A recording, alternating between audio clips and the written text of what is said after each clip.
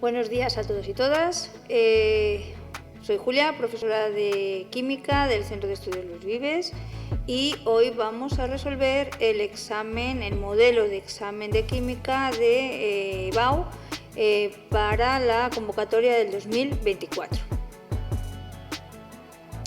Para ello, como lo tenemos resuelto, vamos a acceder a nuestra página web, ya lo sabéis de anteriores vídeos, y nos vamos a nuestra página, aquí en internet, vemos en recursos y pinchamos aquí y llegamos hasta, voy a hacerlo de nuevo, pinchamos en recursos, vemos que está aquí exámenes resueltos, y en exámenes resueltos pues vemos modelos de exámenes, pinchamos 2024 y pinchamos química. Y este es el modelo de química que nosotros vamos a resolver, ¿de acuerdo? Bien, lo voy a poner un poquito más grande. Veis que el modelo se ajusta al tipo de examen que hemos tenido los años anteriores, es decir, hay 10 preguntas y hay que contestar a 5 de esas 10 preguntas en un tiempo de 90 minutos y con una calificación total por cada una de las preguntas de 2 puntos. Cada una de las preguntas suele tener apartados y cada apartado puede tener una puntuación diferente. Por ejemplo, la pregunta 1 sí que están todos, valen 0,5 puntos, pero la pregunta, bueno, casi todas valen. La pregunta, alguna encontraremos, sí, esta, la pregunta 5, que solo tiene los apartados, pues valen 1 punto cada uno. Quiero decir que esos 2 puntos es el global de la pregunta. Bueno, pues dicho estas normas generales, vamos a empezar con la solución. Primero, dice, considere los elementos A, Z11, B, Z13 y C, Z16. A, escriba su configuración electrónica. B, identifíquelos con el nombre, símbolo, grupo y periodo. C, razone cuál es el ion más estable de cada elemento, indicando símbolo y carga. Y D, razone qué elementos tienen el menor radio atómico. A ver, para las configuraciones yo siempre aconsejo que no nos aprendamos de memoria las configuraciones de los elementos de la tabla periódica.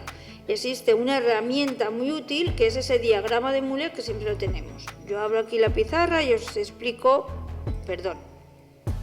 abro la pizarra y os explico qué es lo que tenemos que hacer. En cualquier examen nos permiten poner 1S, 2S, 2P, 3S, 3P, 3D, 4S, 4P, 4D y 4F, 5S, 5P, 5D, 5F, 6S, 6P y 6D, no voy a poner más, y 7S.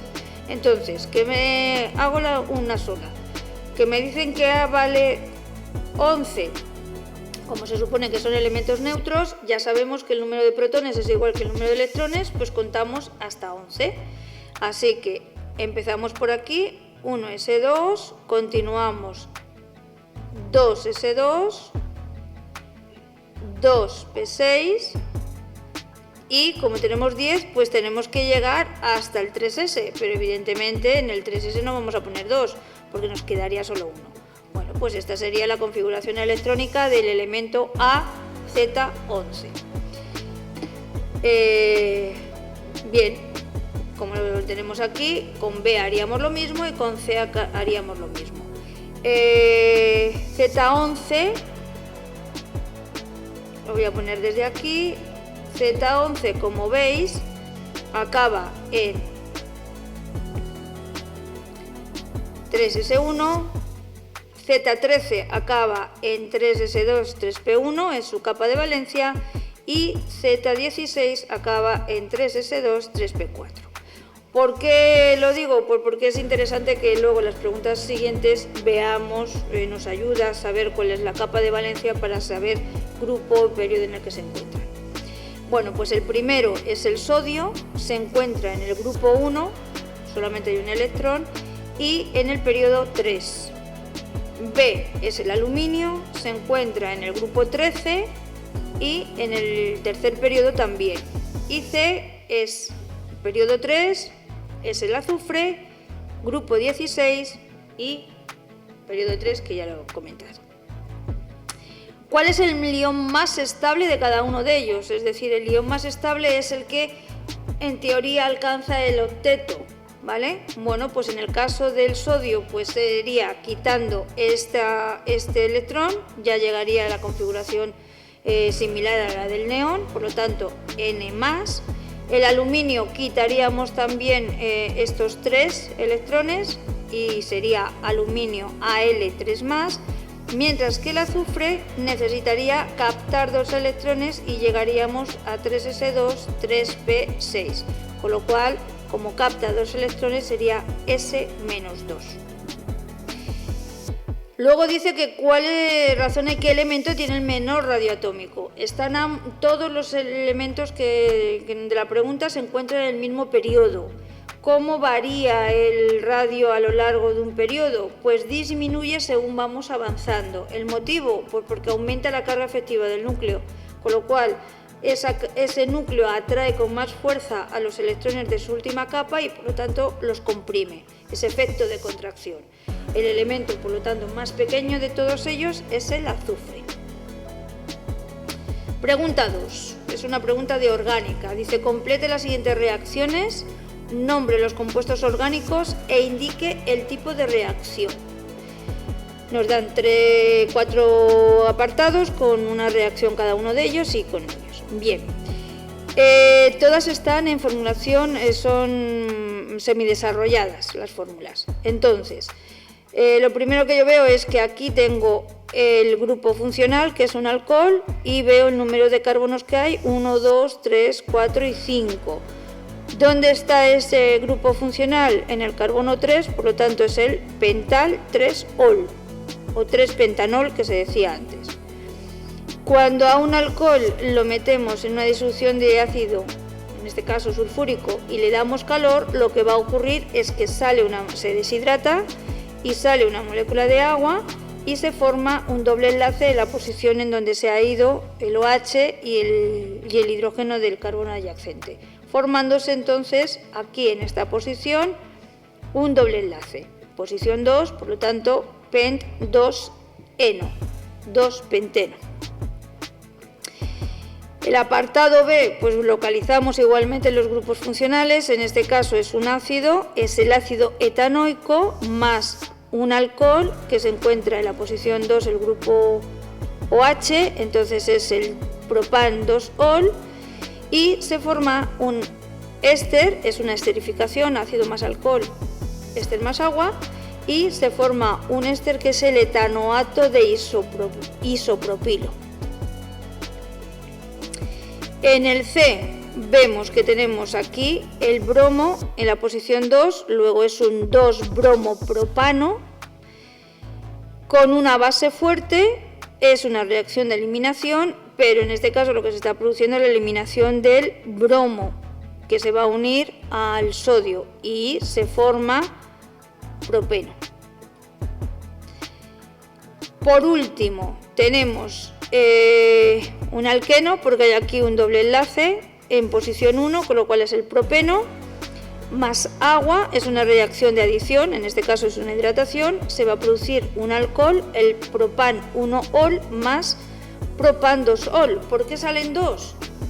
Pues por una sencilla razón, porque el grupo OH o se puede colocar en el carbono 1, como vemos aquí, y el hidrógeno del agua se iría al carbono 2, o el OH se iría al carbono 2 y el H al carbono 1.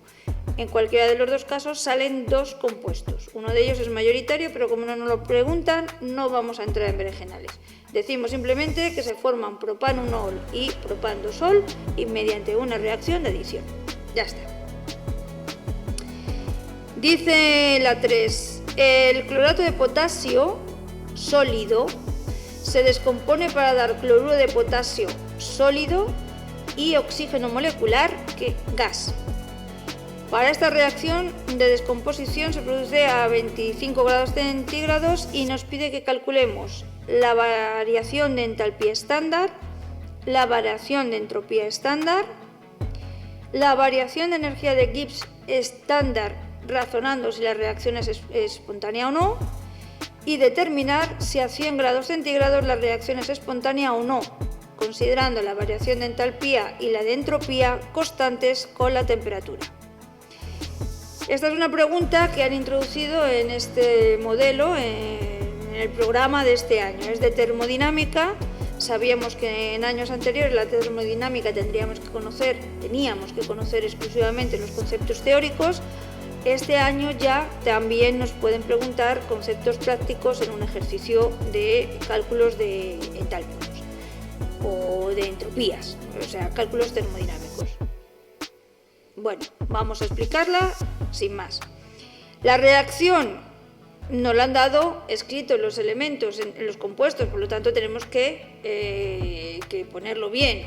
Sería el clorato de potasio sólido, ¿vale?, que se va a descomponer en cloruro de potasio, también sólido, y en oxígeno, que es un gas, o en dioxígeno. A ver cómo nos lo han puesto. Oxígeno molecular, vale.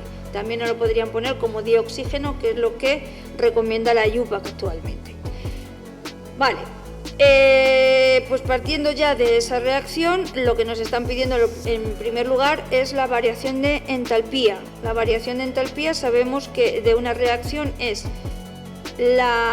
el sumatorio de las entalpías de los productos menos el sumatorio de las entalpías de los reactivos, teniendo en cuenta que, como vemos en la tabla, cuando tenemos compuestos moleculares como el oxígeno, formados por el mismo elemento, la variación de entalpía es cero y la variación de la energía libre de Gibbs también es cero.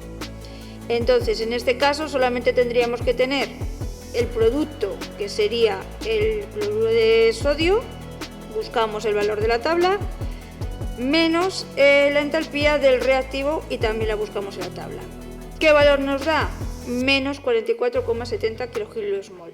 No nos indica nada más, no tenemos que explicar nada más. Luego, no es necesario decir que es una reacción exotérmica. Si lo ponemos tampoco pasa nada. Pero ojo, si yo hago esto y pongo que es endotérmica, me van a valorar negativamente. Primero, porque no me lo preguntan, y segundo, porque es erróneo, ¿vale? Así que con el cálculo sería suficiente. B, nos están diciendo la entropía, que hagamos lo mismo. Bueno, pues la entropía ya sabemos que es el sumatorio de la entropía de los productos menos el sumatorio de la entropía de los reactivos. En este caso sí que vamos a tener en cuenta los valores que nos dan, que me da igual que sea oxígeno molecular, en este caso sí que tiene valor. La entropía ya sabemos que lo que mide es el desorden, ¿vale? Entonces tendríamos que tener en cuenta los cocientes estequiométricos, por eso es importante también saber ajustar las reacciones y hacerlo desde el principio.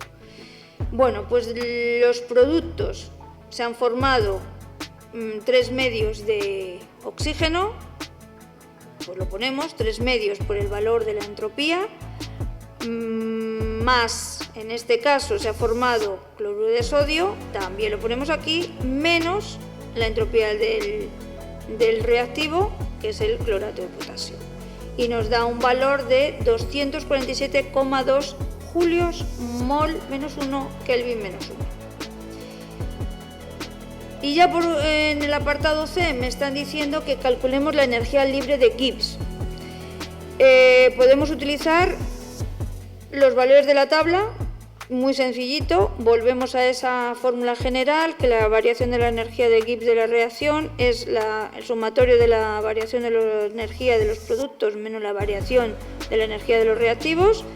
En este caso hacemos ese cálculo, nos da un valor de menos 118,4 kJ/mol, y bueno, pues en este caso, al ser negativo, pues vamos a ver que es una reacción espontánea. Pero también podemos utilizar otra fórmula, otra expresión, que es esta. La variación de la energía libre de Gibbs es igual a la variación de entalpía menos la temperatura medida en kelvins por la variación de entropía. Cogeríamos los resultados de los apartados anteriores y me van a dar aproximadamente los mismos resultados. Menos 118,4, menos 118,36, que evidentemente es igual, ¿vale? En ambos casos repito, como es un valor negativo, pues podemos afirmar que la reacción es espontánea. ¿Qué va a pasar si la temperatura ha cambiado y lo tenemos en 100 grados? Bueno, pues en este caso sí que evidentemente tenemos que hacer uso de esta expresión. Como nos han dicho que la variación de entalpía y entropía permanecen constantes, pues sustituimos los valores y nos vuelve a dar otro valor también negativo, que es menos 136,90, con lo cual también decimos que es una reacción espontánea. Ojo, no os he comentado, la entropía la tenemos en julios y hay que pasarla a kilojulios, ¿de acuerdo? No podemos utilizar kilojulios para la entalpía y julios para la entropía. O cambiamos las unidades de la entropía o cambiamos la de la entalpía, pero ambas tienen que estar en las mismas unidades. Bien, ejercicio 4 dice: para el equilibrio A2 más B2, ambos gases, se producen 2AB, que también es un gas, y nos da la constante de la K sub P, que es 5 a 25 grados centígrados, y K sub P igual a 36 a 300 grados centígrados. Inciso, sabemos que las constantes varían cuando varía la temperatura, y por eso tenemos una constante a 25 grados, que nos da 5, y otra a 300 grados centígrados, que nos da 36. Vale, a la temperatura de 300 grados centígrados, en un recipiente de 5 litros, calentamos 2 moles de A y 2 moles de B. Y nos piden A, razones si la formación de AB es exotérmica o endotérmica. B, calcule las concentraciones de todas las sustancias implicadas en el equilibrio a 300 grados. Y C, con los datos disponibles, calcule la K sub P a 300 grados para el equilibrio, y en vez de ponérnoslo como nos han dado aquí ajustado 1, 1, 2, pues lo que han hecho ha sido poner un medio y 1. ¿Vale? Bien, en la primera dice que razonar si la formación de AB es exotérmica o endotérmica. Bien. Pues para saber y determinar si la reacción es exotérmica o endotérmica, pues nos vamos a fijar en los valores de la K sub P a 25 y a 300 grados. En el primer caso nos da que es 5 y en el segundo nos da que es 36. Luego, al aumentar la temperatura, ha aumentado la K sub P. Como sabemos que la K sub P es la presión del producto elevado al cuadrado por su cociente estequiométrico, en este caso, que es 2, dividido por el producto de las presiones de los reactivos.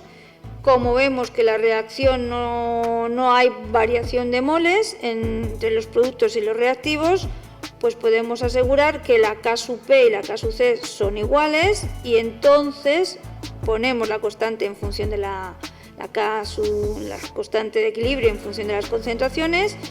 ¿Y eso qué quiere decir? Que al aumentar la temperatura está aumentando la presión del producto o la concentración de los productos, que también lo podemos hacer así, lo que significa que se obtienen más productos. En resumidas cuentas, según Le Chatelier, que me dice que cuando se produce un aumento de la temperatura, ¿qué es lo que va a ocurrir? Pues que se va a desplazar en el sentido en el que se absorbe calor. En este caso se absorbe calor en la formación de los productos. Por lo tanto, podemos decir que la reacción es endotérmica. Ya está. Es decir, al aumentar, os lo voy a poner de otra manera mucho más esquemática y mucho más evidente. Si yo tengo que esto más esto de aquí nos produce esto, si aumentamos la temperatura, quiere decir que añadimos calor. ¿Dónde? En la parte de los reactivos. Y por lo tanto, si aumenta la K sub C o la K sub P, me da lo mismo, quiere decir que se está consumiendo este calor porque aumenta este producto. Por lo tanto, es una reacción endotérmica. Luego nos está pidiendo en el apartado B los cálculos de las concentraciones de las sustancias implicadas en el proceso a 300 grados. Bueno, hemos introducido 2 moles. La variación es que por el cociente estequiométrico varía una cantidad que es menos X, pero aquí aparece 2X. Ojo con esto, hay que tener mucho cuidado. ¿Cuál es la concentración? Pues como tenemos 5 litros, 2 menos X partido de 5, 2 menos X partido de 5 y 2X partido de 5. Como hemos visto que la variación de moles, lo vuelvo a repetir aquí, serían los moles de los productos, que es 2 menos los sumatorios de los moles de los reactivos, siempre en la ecuación general 1 más 1 pues me da 0, entonces que sabemos que la K sub P y la K sub C son iguales. Entonces podemos trabajar con K sub P, pero como es más fácil, entre comillas, trabajar con la K sub C, pues sacaríamos, sustituiríamos los datos y calcularíamos la X. Ojo, hay que tener cuidado, que ya sabemos que son esas ecuaciones que hay veces que no nos gusta hacerlas, pero bueno, podemos hacer unos cálculos aquí. Entonces, X me da un valor coherente, que es 1,5. Sustituimos el valor de esa X aquí, en donde las concentraciones, y vemos que la concentración tanto de A y B en el equilibrio es 0,10 y la de AB es 0,6 molar. No nos olvidamos nunca de las unidades, importante, ¿vale? Por eso yo os aconsejo siempre ir arrastrando en las operaciones intermedias. Con respecto al apartado C, nos está pidiendo que con los datos disponibles calculemos la K sub P a 300 grados, pero en el equilibrio ajustado de otra manera diferente. Bueno, si a 300 grados en este ajuste la K sub P me da 36 y con este otro ajuste esta sería su K sub P, ¿qué relación hay entre ambas? Pues la K sub P prima es la raíz cuadrada de la K sub P del apartado A, por lo tanto es 6. Pregunta 5. Dice: el dicromato de potasio en presencia de ácido clorhídrico reacciona con el cloruro de estaño 2, obteniéndose cloruro de estaño 4 y cloruro de cromo 3. A. Formule y ajuste las semireacciones de oxidación y reducción utilizando el método del ion-electrón, indicando cuál es el cátodo y el ánodo y las especies oxidantes y reductoras, y escriba la reacción completa iónica y molecular. Y B.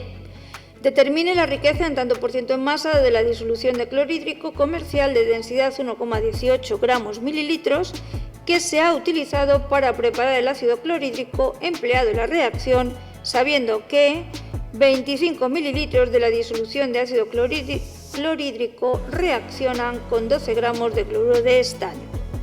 Datos adicionales: las masas atómicas del hidrógeno, cloro y estaño.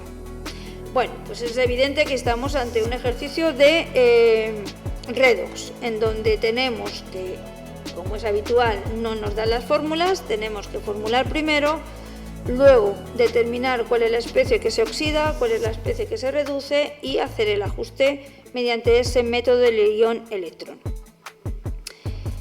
Hemos puesto aquí la fórmula: el dicromato de potasio más clorhídrico en presencia o con cloruro de estaño 2 nos producen cloruro de estaño 4 o tetracloruro de estaño, cloruro de cromo 3, cloruro de potasio y agua. Vale. Evidentemente los hidrógenos no se modifica su número de oxidación, en este caso el cloro tampoco, y hemos visto que quien está cambiando es el cromo y el estaño. El cromo en el dicromato pasa de 6 a 3, aquí, en el cloruro de cromo 3, y el estaño pasa de más 2 a más 4 en el tetracloruro de estaño.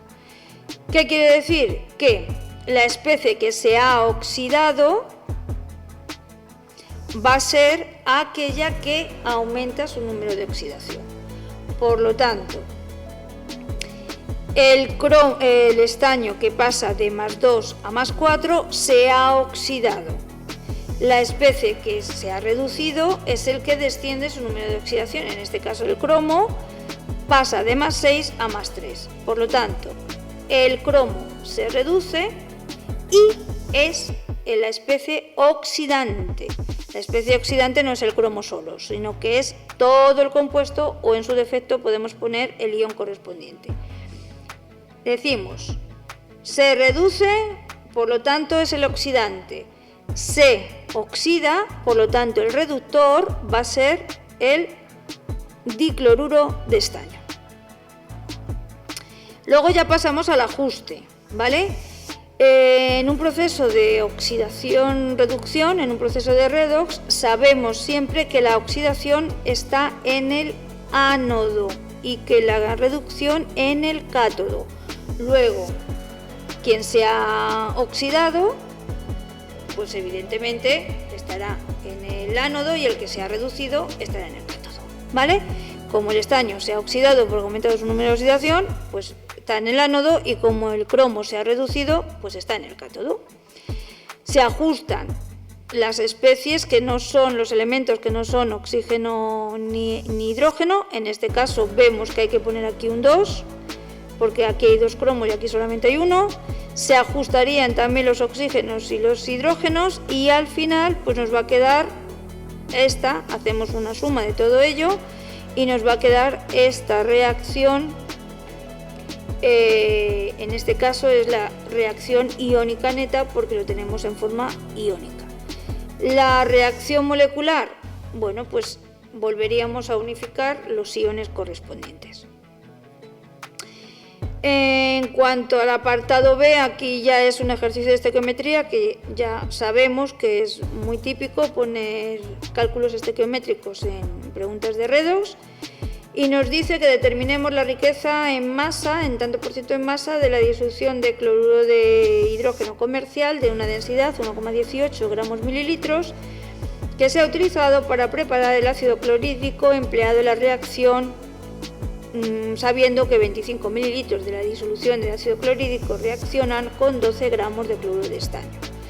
Vale, pues entonces para esto lo primero que vamos a hacer va a ser calcular el número de moles que hay en ese cloruro de estaño 2.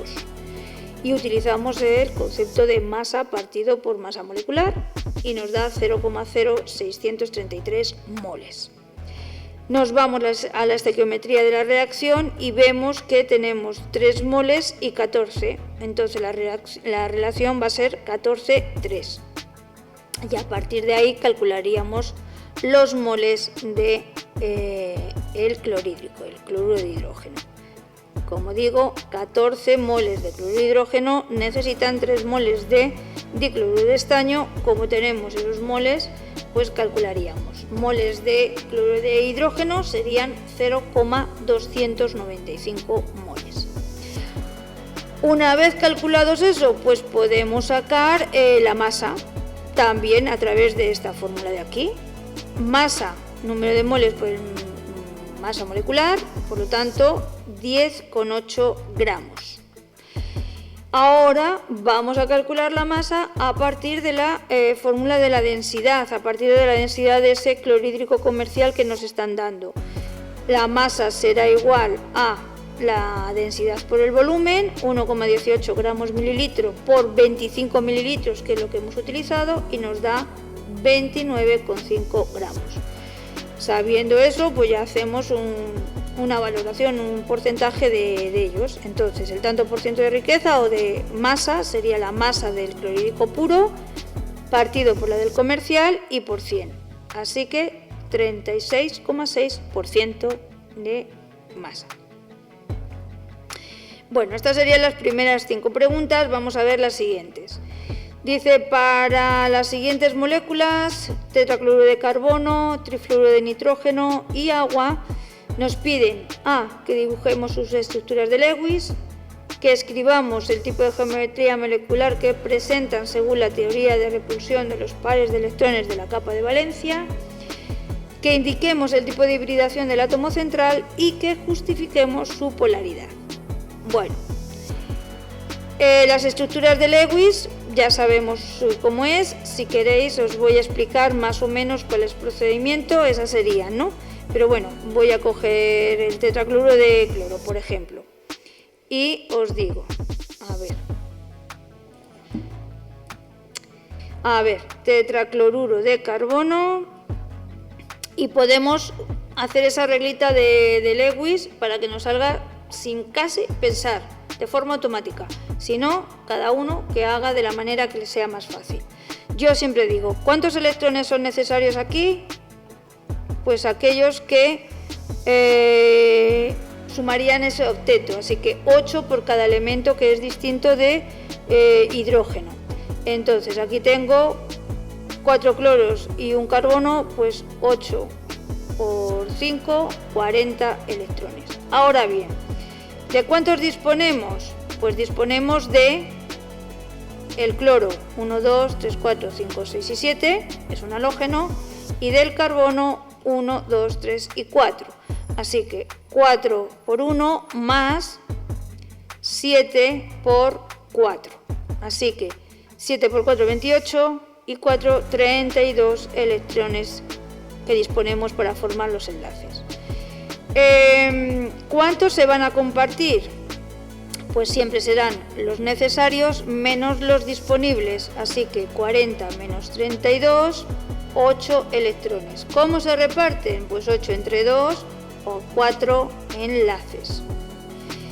¿Cuántos no se van a compartir? Pues serían los disponibles menos los compartidos. 32 menos 8, pues 24,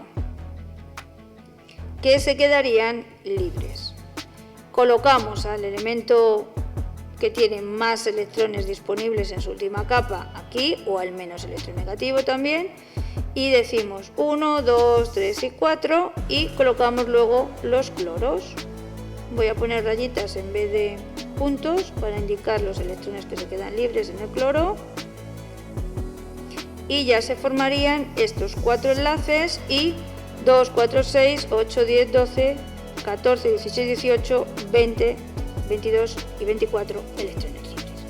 Es una manera muy rápida y, como os digo, prácticamente no hay que pensar mucho, simplemente hacerlo para calcular o para dar la estructura de Lewis.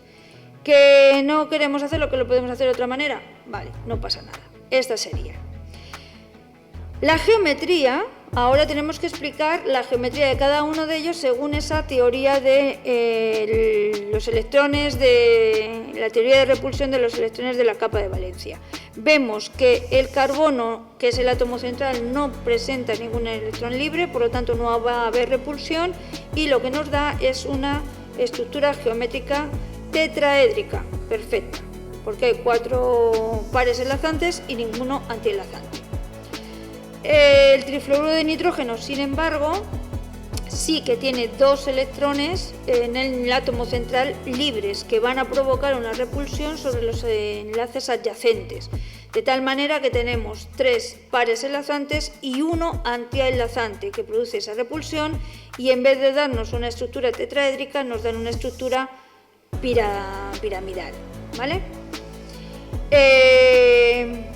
Luego el agua, pues le pasa lo mismo. El átomo central es el oxígeno y tiene 2 pares de electrones libres, con lo cual son 2 direcciones antienlazantes que hacen una repulsión grande sobre los enlaces oxígeno e hidrógeno. Sería también una estructura más o menos tetraédrica, porque sería algo así, 4 direcciones, pero evidentemente solo 2 de ellas son enlazantes, mientras que las otras 2 no. Por eso se dice que es angular, y por eso también se dice que es A, B2, E2, ¿vale? Con respecto a la hibridación del átomo central, bueno, pues entonces, si yo pongo la estructura de los electrones, de la última capa, pues veo que me sale en el carbono un electrón en el orbital 2s y 3 orbitales en los orbitales p. Hibridarían todos con todos y sería una hibridación sp3. En el trifluoruro de nitrógeno, pues exactamente lo mismo. No quiere decir que como se le forman 3 enlaces serían con los p, pues porque tenemos que tener una estructura, una molécula final que tengan más o menos los orbitales la misma forma y la misma energía, de tal manera que como ya sabemos que hibridan tanto los orbitales llenos como los semillenos, se produciría una hibridación de los 4 orbitales y nos saldrían 4 nuevos orbitales también sp3. Y con el oxígeno pues nos pasa exactamente lo mismo. En cuanto a la polaridad, que nos está preguntando que justifiquemos la polaridad, bueno, pues en este caso la polaridad es bastante sencilla de ver. Tenemos aquí que tendríamos que hacer la suma total de los momentos dipolares. Los momentos dipolares son vectores que van desde el elemento menos electronegativo al más electronegativo.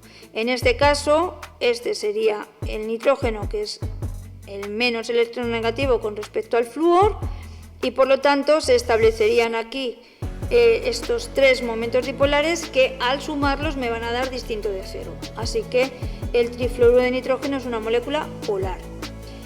Al igual que le pasa a la molécula de agua, que como vemos se establecería así estos 2 momentos dipolares que al sumarlos me dan este momento dipolar suma o total. Mientras que en el carbono pues se establece entre este carbono y este cloro uno por aquí, otro hacia aquí y hacia aquí. Y si los sumamos me van a dar que es igual a 0, ¿vale? Por lo tanto, aunque los enlaces sean polares, la suma total de los momentos dipolares hacen que el tetracloruro de carbono sea una molécula apolar. Pregunta 2.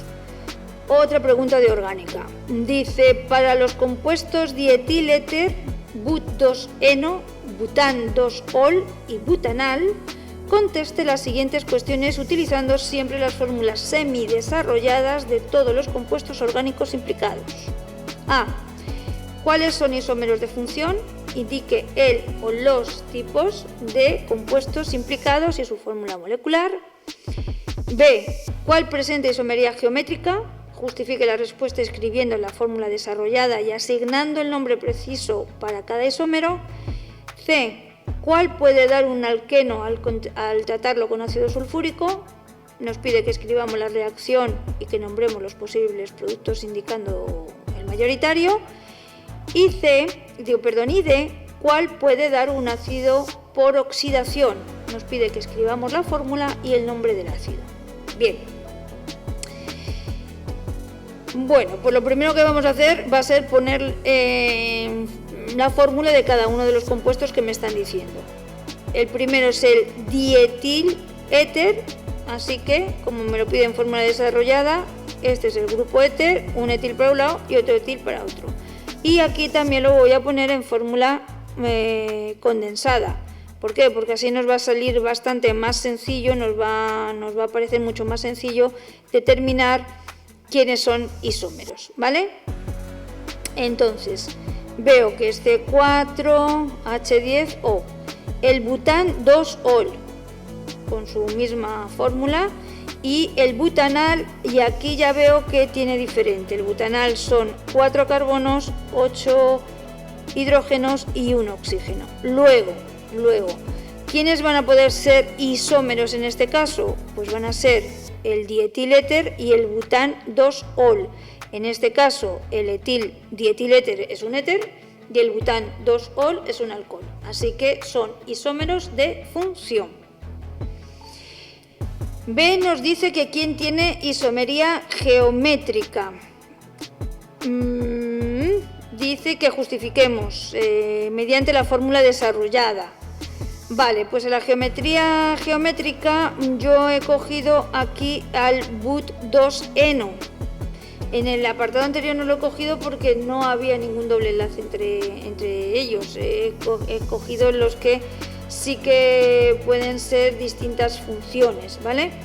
Entonces, el bután 2-eno está aquí, doble enlace en el carbono 2, y si lo pongo de forma desarrollada, pues entonces se ve mucho mejor cuáles son esos isómeros geométricos que nos va a salir. Por un lado tendría un carbono, otro carbono, que serían estos de aquí, unidos a sus correspondientes hidrógenos y al grupo metil y al grupo metil, ¿vale? y el otro, que no es un grupo metil, porque sería una cadena. Este sería 1, 2, 3 y 4. Y en el otro lado sería 1, 2, 3 y 4. Entonces, como en este lado, aquí están los dos hidrógenos, es cis, y aquí como está un hidrógeno y un CH3, sería trans. La pregunta C nos está diciendo que ¿cuál puede dar un alqueno al tratarlo con ácido sulfúrico? El que puede dar un alqueno al tratarlo con ácido sulfúrico va a ser el alcohol. ¿Por qué? Porque se está produciendo una reacción de eliminación. Entonces, tenemos ácido sulfúrico y calor, este OH se nos va a ir y puede pasar dos cosas, o que se vaya el hidrógeno de este carbono o que se vaya el hidrógeno de este otro. Tendríamos, si se va el carbono de aquí, tendríamos el but2eno, si se va el carbono de la posición 1, tendríamos el but1eno. ¿Por qué he puesto este en negrita? Pues porque es el mayoritario, y eso como lo sabemos, pues mediante una regla que estableció el señor Zaitsev.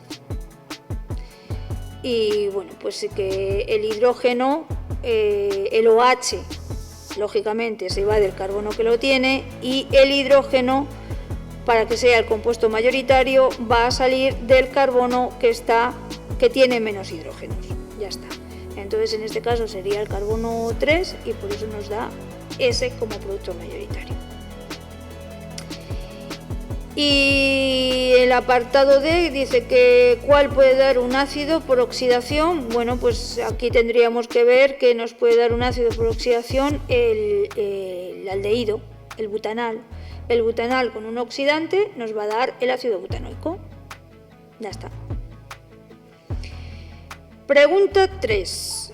El cloruro de oro 3 es una sal muy poco soluble en agua. Responde a las siguientes cuestiones. Escribe el equilibrio de solubilidad del cloruro de oro 3 en agua, detallando el estado de las especies y la expresión de K+S en función de su solubilidad.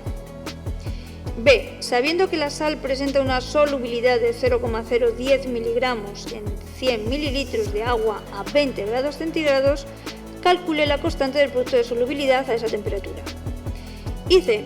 Calcule la nueva solubilidad si se añade sulfuro de oro 3 a la disolución del enunciado hasta alcanzar una concentración total de oro 3 de 0,1 molar. Razone y explique el efecto que tiene lugar. Y como datos nos dan las masas del cloro y del oro. Bueno, pues lo primero que me está diciendo es que escribamos el equilibrio. Ya está. El cloruro de oro 3, que es un sólido, se disocia en sus dos iones correspondientes. Oro 3+, disolución acuosa, y 3 de ion cloruro en disolución acuosa. Esa es la reacción del equilibrio. La K+S, pues ya sabemos que solamente van a intervenir las especies que están en disolución acuosa. El reactivo que está sólido no interviene. Por lo tanto, la K+S va a ser igual a la concentración de oro 3+, más la concentración de cloruro elevado al cubo. Así que S por 3S elevado al cubo, 27S a la cuarta. En el apartado B dice, sabiendo que la sal presenta una solubilidad del 0,010 miligramos en 100 mililitros de agua a 20 grados, calcule la constante. Bueno, pues ya sabemos, ojo que nos están dando la solubilidad en miligramos y normalmente para hallar la K+S tenemos concentraciones molares. Entonces, ¿qué es lo que tenemos que hacer? Pues pasar esos miligramos, mililitros a mol litros. Bueno, pues por una conversión sencillita, 0,010 miligramos, un gramo que en un gramo hay 1000 miligramos y en un mol pues de cloruro de oro sacamos su masa y tenemos que son 303,5 gramos. como ahí tenemos también, lo podemos poner en litros, 1 partido 100 mililitros y sabemos que un litro tiene 1000 mililitros. Hacemos las conversiones oportunas y nos da que la solubilidad en mol litros es 3,3 por 10 elevado a menos 7 mol litro. Ya es tan sencillo como poner este valor aquí. Caso S es 27 por S a la cuarta, por lo tanto el valor que nos da es 3,2 por 10 elevado a menos 25 mol a la cuarta litros a la menos 4. Ojo, las constantes no siempre son adimensionales. Hay constantes que tienen dimensiones, así que vamos a ir acostumbrándonos a ponerlas. Esta tiene unidades, pues las ponemos. Luego nos pregunta que calculemos la nueva solubilidad si se añade sulfuro de oro 3. Vale. Hasta alcanzar una concentración total de oro 3 de 0,1 molar. Vale. Aquí decimos que como la temperatura no cambia, la constante de solubilidad va a ser la misma. Entonces, ¿qué ocurre si añadimos sulfuro de hierro 3? Pues lo que estamos haciendo es añadir un ion común a la disolución que teníamos de cloruro de hierro 3.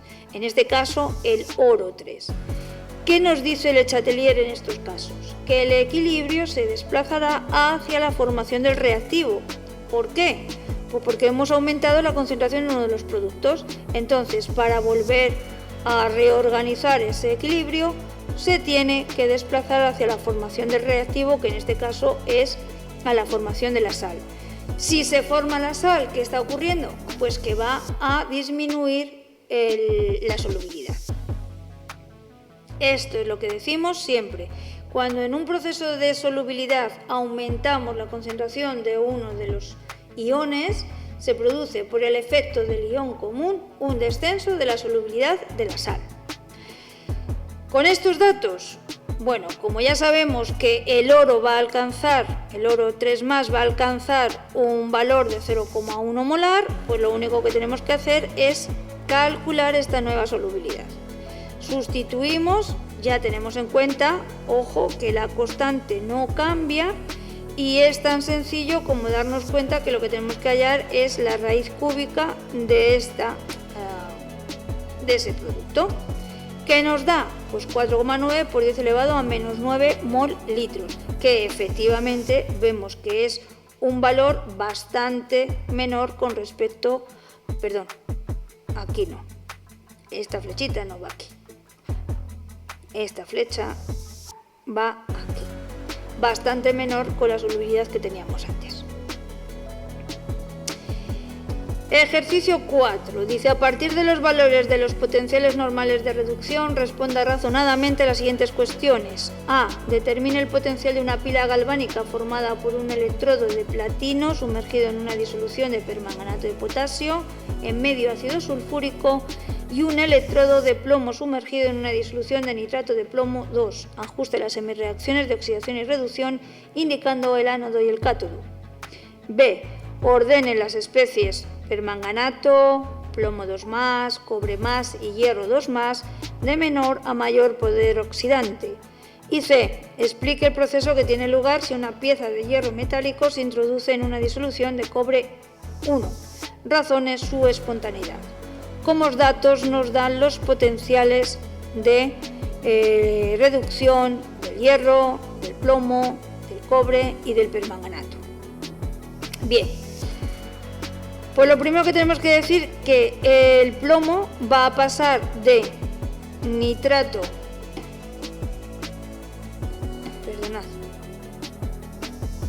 pasa de nitrato de plomo 2 y que en este caso lo que va a pasar es que pasa a nitrato de plomo 2, perdón. Entonces lo que va a pasar es que el plomo se oxida. Si se oxida el plomo, sabemos que se colocará entonces en el ánodo. En el ánodo ocurren las oxidaciones, en el cátodo ocurren las reducciones. Esto lo tenemos que tener muy claro. Por lo tanto, si el plomo se ha oxidado, eso va a estar en el ánodo. ¿Qué le pasa? Que el plomo pasa a nitrato y pasa de 0 a 2+. con lo cual ha perdido 2 electrones. ¿Quién va a estar en el cátodo entonces? Pues el permanganato, que es el que se va a reducir, pasa de +7 a +2. Ajustamos por el método este del ion-electrón, que es muy sencillito. Ya hemos visto que el plomo lo único que tenemos que poner en la reacción de oxidación es +2 electrones. En la de reducción sí que tenemos que tener en cuenta los oxígenos que se han formado, entonces ponemos tantas moléculas de agua como oxígenos tengamos, 4, y al poner 4 de agua pues nos aparecen 8 hidrógenos que tenemos que añadir. Nos acordamos también que la oxidación, los electrones se ponen detrás de la flecha, porque sería un producto, entre comillas, y que en las reducciones los electrones se captan, con lo cual se pondría antes de la flecha, y son 5 electrones. Esta sería las semireacciones de reducción y oxidación en este caso. Y luego, ¿cuál es el potencial de la reacción? Pues el potencial del cátodo menos el ánodo. Como hemos dicho que en el cátodo se encuentra el permanganato, pues ponemos menos 1,52 menos el valor que nos dan de potencial de reducción del plomo, y nos sale 1,65 voltios positivo. Luego nos dice que ordenemos las especies de menor a mayor poder oxidante. Para ello tenemos que hacer un razonamiento. La especie con un mayor poder oxidante es aquella que tiene una mayor tendencia a reducirse, es decir, aquella con un potencial de reducción más alto. De la lista que tenemos, buscamos y quién tiene el potencial de reducción más alto. El hierro, después el plomo, después tendríamos el cloro y por último el más alto de todos sería el permanganato de potasio, que es el que tiene el valor positivo más 1,52. Ya está. Los hemos ordenado de menor a mayor, ¿vale? Menos 0,44, menos 0,13, 0,52, 1,52. Y luego dice, explique el proceso que tiene lugar si una pieza de hierro metálico se introduce en una disolución de cobre 1. Vamos a ver, como el hierro tiene un potencial de reducción menor que el del cobre, quiere decir que el cobre se está reduciendo. Ya sabemos que el potencial de reducción siempre es mayor que el potencial de oxidación.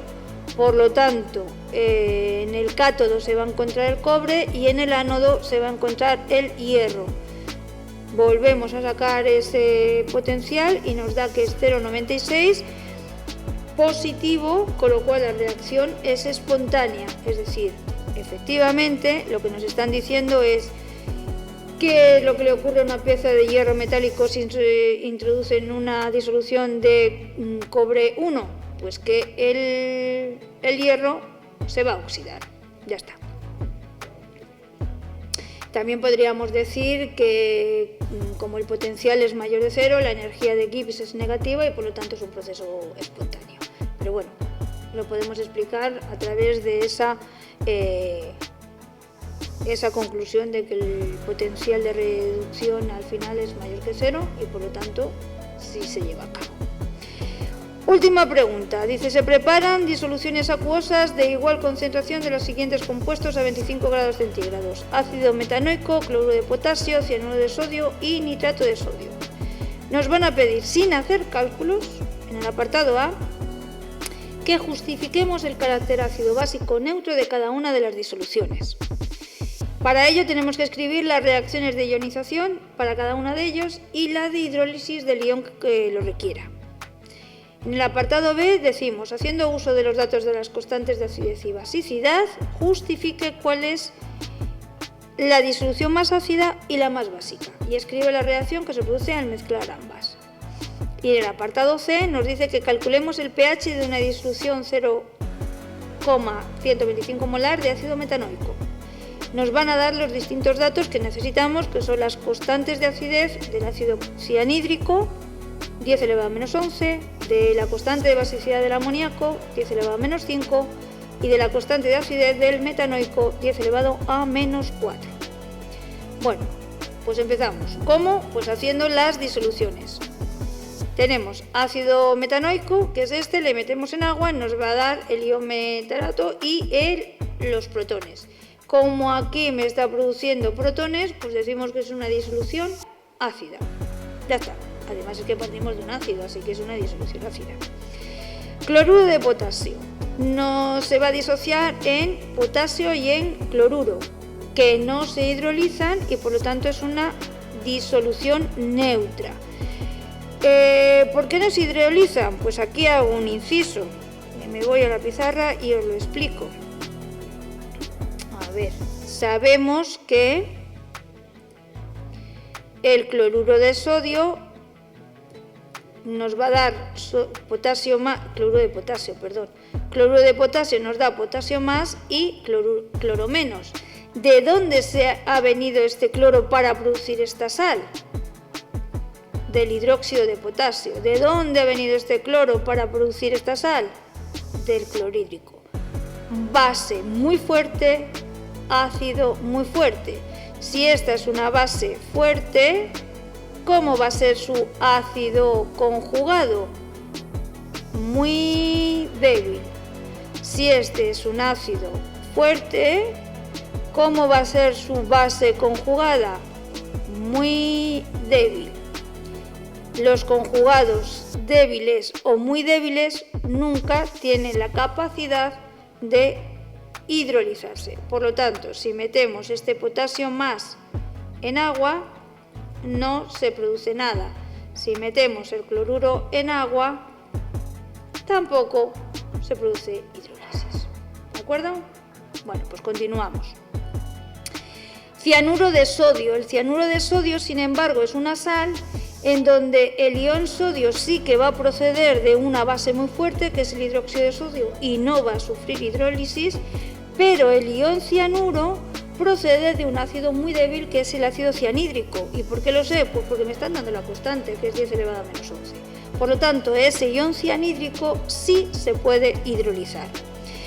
Hidrolizamos ese ion cianhídrico, lo tenemos aquí, y ¿qué es lo que va a ocurrir? Que nos vuelve a dar el ácido cianhídrico más OHs. Por lo tanto, es una disolución básica. Y por último, el nitrato de amonio. El nitrato de amonio se disocia en amonio y en el ion nitrato. El ion nitrato no se hidroliza porque es una base conjugada muy débil que procede de un ácido muy fuerte, que es el ácido nítrico.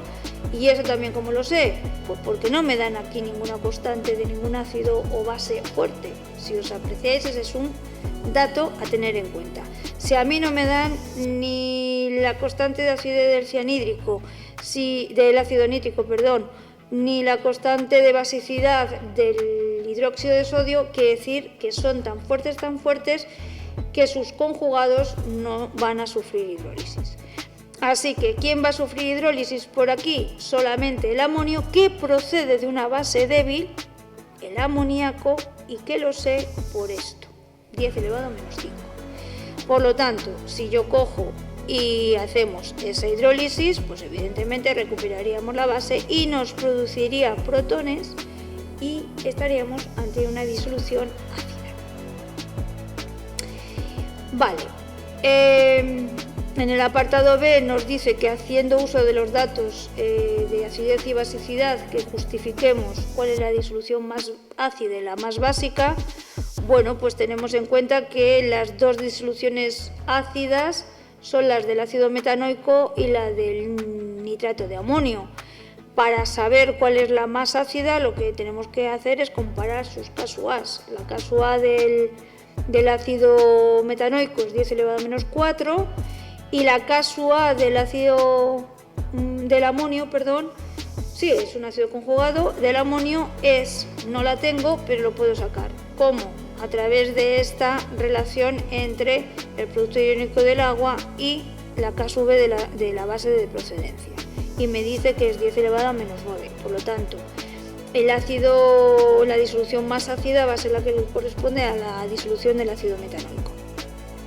Y en cuanto a la de la disolución más básica, pues como solamente hay una, pues lo único que tenemos que hacer es calcular la KV si queremos, pero solamente hay una. Pero bueno, y su constante sería la del producto iónico del agua partido por la constante del ácido de procedencia, que sería el ácido cianhídrico, y nos da 10 elevado a menos 3. Tendríamos el ácido, que sería el ácido metanoico, más la base, que sería la del ion cianuro, nos daría cianhídrico y el ion correspondiente al ácido. En el apartado C me está diciendo que calculemos el pH de una disolución 0,125 molar del ácido metanoico. Vale, pues lo que estamos haciendo va a ser, volvemos a hacer la reacción de ionización del ácido metanoico. Aquí no puede, al ser un ácido bastante débil, pues no decimos que hay una ionización completa, por lo tanto estaríamos ante un equilibrio, y la concentración final sería esta concentración inicial menos lo que se ha ionizado. Como sabemos el valor de la constante, pues lo único que tenemos que hacer es hacer los cálculos adecuados. Sustituimos las X aquí, las concentraciones de los iones, y 0,125 menos X, resolvemos la ecuación que nos sale, que es esta de aquí, nos dará dos resultados, solamente nos quedamos con el que es lógico, ¿cuál? En este caso el positivo, y en este caso, si los dos fueran positivos, aquel que sea inferior a la concentración inicial. Como nos da 3,5 por 10 elevado a menos 3, pues es un valor positivo y además lógico dentro de los parámetros de partida. Esa X coincide con la concentración de protones, y como sabemos que el pH es igual a menos el logaritmo de esa concentración, pues volvemos a utilizar la calculadora y nos da que es un pH de 2,45. Es ácido, lógicamente. Bueno, pues hasta aquí el ejercicio. Espero que mis explicaciones os hayan ayudado para entenderlo y para que lo hagamos lo mejor posible en un futuro. Nos vemos. Gracias. Hasta luego.